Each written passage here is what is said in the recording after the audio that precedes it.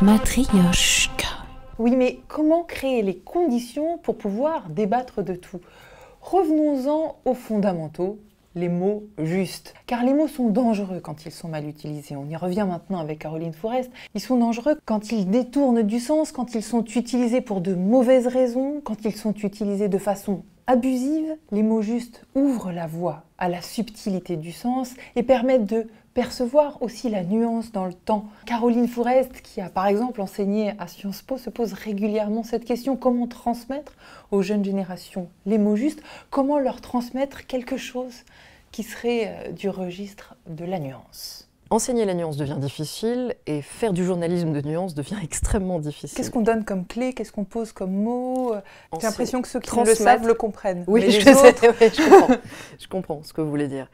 Mais d'abord, ça veut dire qu'il faut transmettre l'amour des mots et la précision des mots. Ça joue en quoi, ça? Ah, mais ça décide de tout. Quand vous utilisez un mot à la place d'un autre, vous pouvez changer le monde avec le choix d'un mot. Dans l'idée, je le comprends, voilà. mais pourquoi?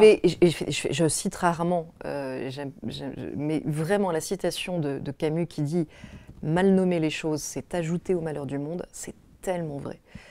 Vous savez, pendant des années, les professeurs ont dû faire et la transmission du savoir et la transmission de l'esprit critique. C'est pas la même chose. Transmission du savoir, c'est comme si on vous donnait une bibliothèque, on vous dit « il faut que tu lises ça, ça, ça, ça, ça et ça ». Transmission de l'esprit critique, c'est quand on vous dit comment lire, comment repérer ce qui est de l'ordre du faux-semblant, justement, et du plus vrai, ce qui est de l'ordre de la stratégie de communication, ce qui est de l'ordre de la sincérité, ce qui est de l'ordre... On vous apprend à une sorte de regard critique qui va vous protéger ou qui va vous aider à trier parmi toutes les informations que vous recevez. Quand on disait « un mot peut changer le monde », c'est ça.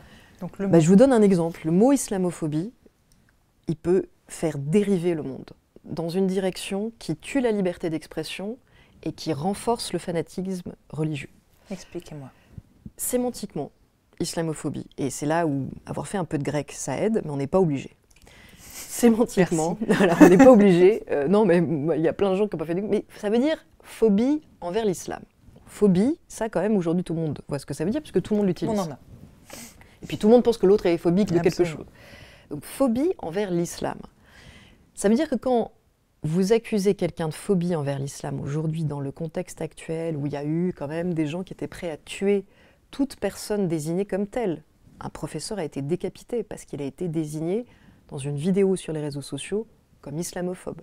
Mes amis de Charlie Hebdo ont été assassinés parce qu'ils ont été désignés comme islamophobes. Le minimum, c'est de faire attention avant d'utiliser ce mot. Vous savez quand même qu'il peut tuer. Et vous savez en plus qu'il doit désigner des gens qui donc détestent l'islam. Et vous sous-entendez, généralement quand les gens l'utilisent, sous-entendent qu'en fait les gens qui sont islamophobes sont des gens qui détestent les musulmans. Donc vous prêtez à quelqu'un, c'est un vrai procès d'intention, des pensées racistes. Et le problème, c'est que ça existe, les gens qui sont racistes envers les musulmans. Ce mot, on l'a tellement mis à toutes les sauces qu'on a fini par anoblir les vrais racistes et par faire croire que des gens qui étaient en fait pour l'égalité mais pour la laïcité étaient des racistes. Donc ce mot est une catastrophe. Son imprécision sémantique est une catastrophe. Ce mot tue. Lutte des classes, lutte des races. Oui.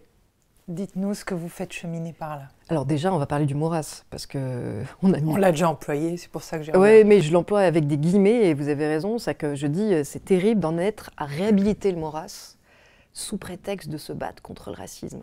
C'est une suppression d'années, de siècles de combat.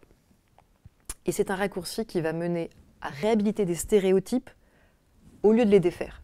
Si les races existent, on ne peut pas faire des enfants ensemble, en fait. On n'est pas de la même espèce humaine entre humains. Ça veut dire que les blancs et les noirs, par exemple, ne peuvent pas faire des enfants ensemble. Ils ne sont pas de la même espèce. En français, le mot race, ça veut dire ça, être d'une espèce différente. Et tous les pires racistes, l'extrême droite a toujours utilisé ce fantasme de dire on est des espèces différentes, et même il y en a des supérieures, et même il y a des races supérieures, il y a des races inférieures. Donc reprendre ce vocabulaire dont on a mis des siècles à se débarrasser. Et honnêtement, il a fallu 6 millions de morts et l'extermination et la Shoah pour dire arrêtons de jouer avec ce mot. Il est dangereux, il donne le sentiment que nous ne faisons pas partie de la même espèce. Préférons-lui le mot d'origine, d'ethnie, de culture. Oui, on a des cultures différentes, on a des origines différentes. On peut être de sources ethniques, entre guillemets, différentes. Mais c'est pas race, c'est pas le même mot.